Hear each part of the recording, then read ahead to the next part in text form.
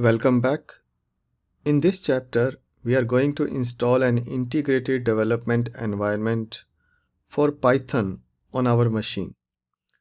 We will use this in our projects to create the Python files. This is a sophisticated editor which is very useful in creating the Python projects.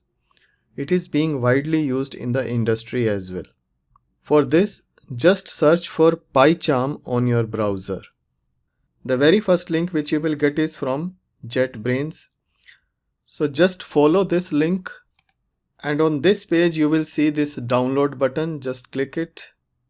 Now on this page you can see that Pycharm comes in two versions. One is professional version and the second one is community version. Professional version of course gives you more support and more advanced tools. However, for our projects, we will use the community version which is free and meets our requirement. So just download the community version on your machine. Now as you see that the community version download has started on my machine and it's a big file, it will take some time to download. So we will come back once the download completes. Now the download has completed, so I am just starting the installation process.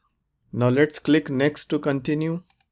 You can select the destination folder for the installation of Pycharm. I'm just moving ahead with the default settings. Now on this page it is asking for some configuration. A few things to notice here.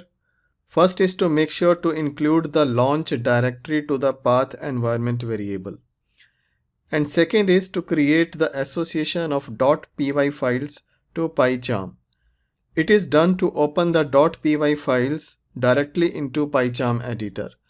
Just make sure these two checkboxes are checked and say next. Now we need to press the install button. Now it is installing Pycharm on our machine.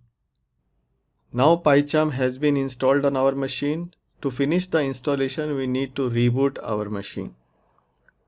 So just say reboot now and press this finish button. It will reboot your machine and finalize the Pycharm installation. In the next video, we will write the hello world program again using the Pycharm editor.